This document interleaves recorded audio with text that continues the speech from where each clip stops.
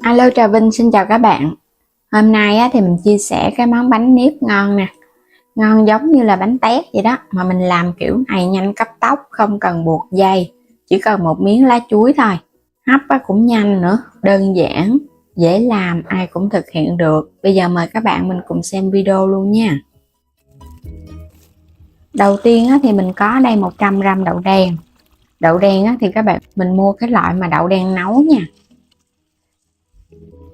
Rồi mình cho vào trong đây 1 muỗng cà phê baking soda ha, giúp cho đậu của mình nó nhanh nở. Mình khuấy đều, sau đó để yên ngâm qua một đêm để cho nó nở mềm. Bên đây là mình có 150g đậu xanh. Các bạn cũng cho vào trong nước. Sau đó mình vo rửa cho sạch ha. Ngâm vài tiếng hoặc là qua một đêm cũng được nữa. Đậu sau khi ngâm xong thì các bạn xả lại cho nó sạch. Sau đó thì mình cho vào 500ml nước, nấu lửa nhỏ từ từ để cho đậu nó chín. Đậu đen cũng vậy luôn, mình cũng xả sạch. Sau đó thì mình nấu ở trên bếp nửa tiếng đồng hồ ha. Sau đó các bạn tắt bếp, mình giữ ấm thêm từ 15 phút cho đến 30 phút nữa để hạt đậu của mình nó chín mềm, nó không có bị sượng. Vớt lên mình xả lại cho nó sạch rồi để cho nó ráo. Ở đây mình có 500g nếp, mình dùng đây là nếp sáp nè.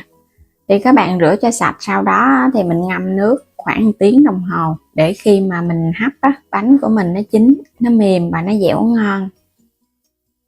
Đậu xanh đã nấu sẵn thì mình để cho nó khô ráo vậy nè. Mình có đây vài cái củ hành, hành tím, tỏi và hành lá. Thêm nửa chén thịt xay nữa. 1 muỗng cà phê muối, 2 muỗng canh đường cùng với 400ml nước cốt dừa. Do đây là bánh mặn cho nên là nước cốt cũng loãng thôi.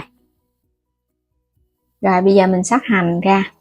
Hành này thì các bạn xắt cho nó nhỏ nhỏ ha, để một chút nữa mình cho vào trong nhân luôn. Hành tím và tỏi cũng vậy.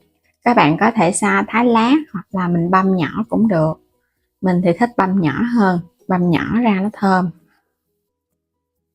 Mình dùng chảo chống dính để xào. Mình cho vào chảo 2 muỗng canh dầu ăn. Cho tiếp cái phần hành tím và tỏi hồi nãy băm ra nè. Sản phẩm này thì mình có để ở trong giỏ hàng ở góc trái các bạn có thể mua ủng hộ mình ha. Dụng cụ làm bếp. Khi mà nó dậy mùi thơm thì các bạn cho thịt vô mình xào nha. Xào với lửa lớn cho thịt nó không có bị ra nước Bây giờ thịt nó tơi rời, nó săn thơm mà nè. Các bạn sẽ cho tiếp đậu xanh vô. Mình xào nhân với thịt và đậu xanh vậy nè, nó thơm ngon lắm. Có thêm hành nữa, nó thơm và nó dẻo quyện. Cứ đảo đều cho phần nhân nó quyện đều. Rồi bây giờ mình sẽ cho cái phần đường hồi nãy chuẩn bị đó. 2 muỗng canh đường cùng với muối.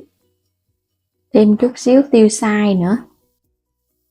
Rồi mình trộn đều lên ha. Cái phần nhân này nó sẽ có cái vị mặn mặn ngọt ngọt. Còn nếu các bạn thích mà nó ít ngọt hơn thì dùng 1 muỗng canh đường cũng được nữa. Nhưng mà mình thích nó sẽ đậm đà đó. Rồi cuối cùng là cho hành lá vô. Rồi các bạn cũng đảo đều lên. Rồi phần nhân vậy là xong rồi đó, để qua một bên ha. Mình sẽ cho 400ml nước cốt dừa vào chảo. Tiếp theo là muối nè. Phần nếp này là mình không có dùng đường, cho nên hồi nãy phần nhân mình làm ngọt một chút. Bắt lên trên bếp nấu cho nó sôi lên. Sau đó thì mình cho phần nếp đã xả sạch, ráo nước, hãy cho vô ha. Rồi cũng đảo đều lên. Dùng chảo chống dính thì mình xào nếp nó dễ lắm, nó không có bị dính. Và phần nếp của mình nó cũng không nát nữa. Các bạn đảo ở mức lửa trung bình thôi, cho nó rút nước cốt dừa vô từ từ Bước này cũng giúp cho hạt nếp của mình nó mềm Rồi mình cho đậu đen vô nè. Đậu đen thì giúp cho phần nếp của mình nó ngon hơn. Ngoài đậu đen thì các bạn dùng đậu trắng hoặc là đậu đỏ cũng được nữa, tùy ý thích nha. Đậu đen thì theo cái kiểu truyền thống là xong rồi đó. Lá chuối thì mình dùng ở đây là lá chuối xiêm. Lá chuối thì các bạn xé ra nha. Mình xé ra cái bề ngang khoảng 1 gang tay. Mình trụng sơ qua nước nóng để cho lá nó dẻo dễ gói, hoặc là các bạn phơi nắng cũng được. Mình sẽ cho cái phần nếp vô để gói nè. Đây là cái cách gói bánh nếp đơn giản nhất, không có cần dây buộc. Nó dễ mà nó nhanh nữa. Và cho một lớp nhân vào giữa. Phần nếp và nhân này là mình làm cái bánh nó vừa luôn nha. Các bạn làm phần nhân hơi nhiều nhiều một chút, ăn nó ngon. Nhân vừa có thịt vừa có đậu xanh. Mình lăn lăn nó để cho nó dẻ hơn đó. Cuối cùng là túm nó lại. Nhớ đè đè cái tay vô một chút ha, cho hạt nếp nó dẻ. Mình sẽ túm cái đầu lại trước. Do là mình không có làm dây buộc cho nên là mình sẽ túm cho nó tròn lại.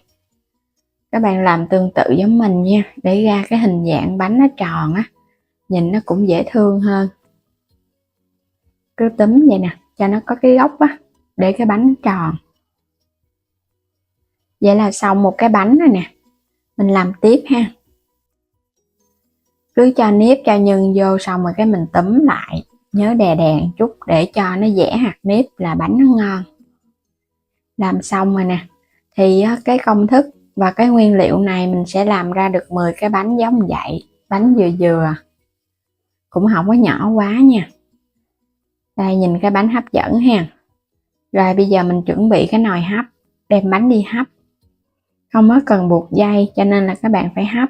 Còn nếu mình buộc dây á, thì mình nấu cũng được. Làm kiểu này mình thấy nhanh gọn. Rồi chất vô hết luôn nha. Bắt sẵn nước sôi á, thì mình dễ tính thời gian hấp bánh và bánh nó cũng nhanh chín. Mình sẽ hấp nửa tiếng với lửa lớn. Sau nửa tiếng á, thì mình tắt bếp rồi mình chờ thêm nửa tiếng nữa hãy mở nắp ra. Thì cái bánh của mình nó sẽ nhừ hơn, hạt nếp nó dẻo ngon hơn nữa đó. Mình sẽ lấy bánh ra nha. Bánh này á, các bạn chờ vài tiếng nó nguội thì hạt nếp nó sẽ dẻo và nó kết dính ngon hơn. Còn đây mình mới để có nửa tiếng thôi, bánh vẫn còn nóng. Hạt nếp á, nó còn hơi tơi rời một chút, nó chưa có được dẻ lắm. Nhưng mà ăn vẫn ngon. Đó, bên trong á, thì có nhân thịt nè, mình làm nhân cũng nhiều quá. Ăn nó không có ngán. Nếp nhiều thì ăn dễ ngán.